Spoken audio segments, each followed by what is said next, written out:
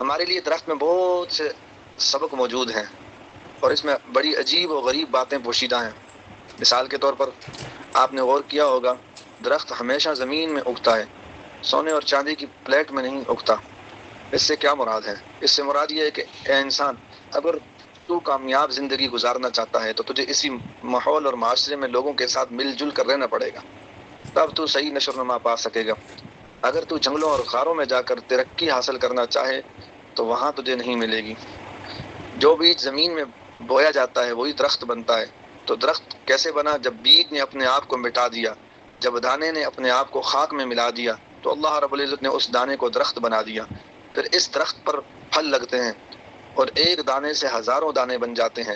اسی طرح جب کوئی ایک انسان اپنی میں کو مٹا دیتا ہے، اپنے من کو مٹا دیتا ہے، اپنے من کو صاف کر دیتا ہے، اپنی انانیت کو توڑ دیتا ہے، اپنے تکبر کو توڑ دیتا ہے، اپنے غرور کو توڑ دیتا ہے، تو پھر اللہ رب العزت اس کو وہ مقام عطا فرماتے ہیں جس سے وہ ہزاروں لاکھوں انسانوں کے انسان بننے کا سبب بن جاتا ہے۔ ایک بیج نے قربانی دی، درخت بنا، اور اس درخت نے انسانوں اور جانوروں کو سایہ دیا۔ اسی طرح جو انسان اپنے نفس کی قربانی دیتا ہے اور اس کو شریعت کی لگام پہنا لیتا ہے، پھر اللہ رب العزت اسے قد آور درخت کی مانند بنا دیتے ہیں، اور وہ دوسرے انسانوں کے لیے سایہ دار درخت بن جاتا ہے۔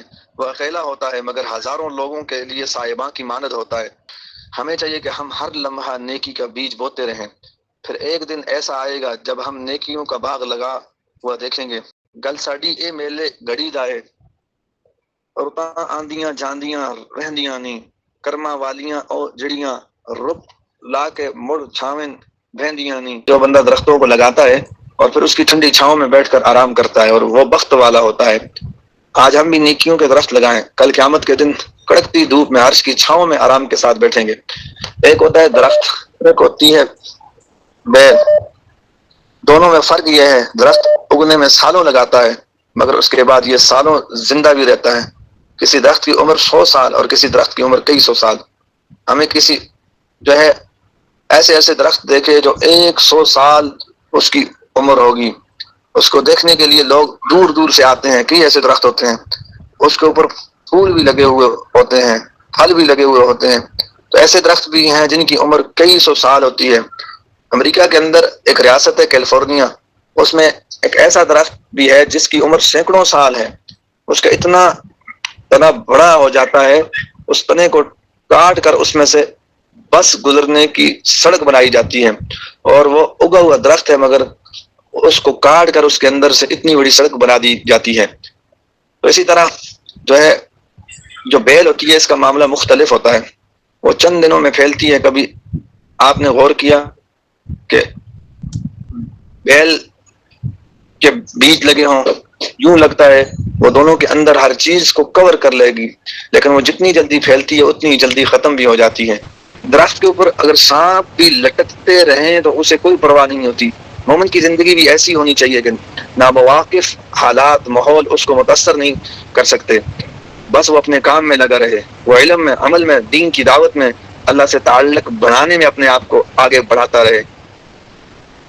درخت کے اندر یہ خوبی ہوتی ہے، وہ ماحول سے غذا لیتا ہے۔ مثلا زمین سے اس نے معدنیات لی، پانی لیا، ہوا سے اس نے گیس لی، روشنی سے اس نے پاور لی، اور اس کے بعد نشو نما پائی۔ لیکن درخت فقط لیتا ہی نہیں، اگر لیتا ہے تو پھر دیتا بھی ہے۔ غور کریں ذرا، اس کا سایہ دوسروں کے لیے، اس کا پھل دوسروں کے لیے، اس کا پھول دوسروں کے لیے، حتیٰ کہ اگر وہ خشک ہو جائے اس کی لکڑی بھی دوسروں کے جلانے کے کام آتی ہے۔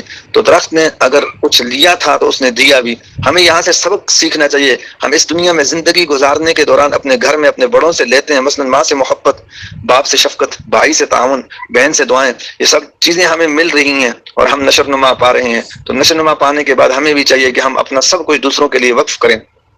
ہم بھی ایسے بنیں، گھر والوں کے لیے باعث رحمت بنیں، اللہ والوں کے لیے باعث رحمت بنیں، اپنے معاشرے کے لیے باعث رحمت بنیں، اچھے اخلاق کے ذریعے ہم دوسروں کو خوشیاں پہنچائیں۔ اگر کوئی شاخ یہ سوچے کہ میں تو درخت کے ساتھ مقید ہو گئی ہوں، آزاد ہی نہیں ہوں، اس کے ساتھ بندھی ہوئی ہوں، اگر میں درخت سے ہٹ جاؤں گی، کٹ جاؤں گی تو آزاد ہو جاؤں گی، تو یاد رکھیں اگر یہ شاخ درخت سے کٹے گی تو سرسبز نہیں رہے گی، نہ اس پر پھل رہے گا، نہ اس پر پھول رہیں گے، اور جب یہ خشک ہوگی پھر آگ میں ڈالنے کے کام آئے گی۔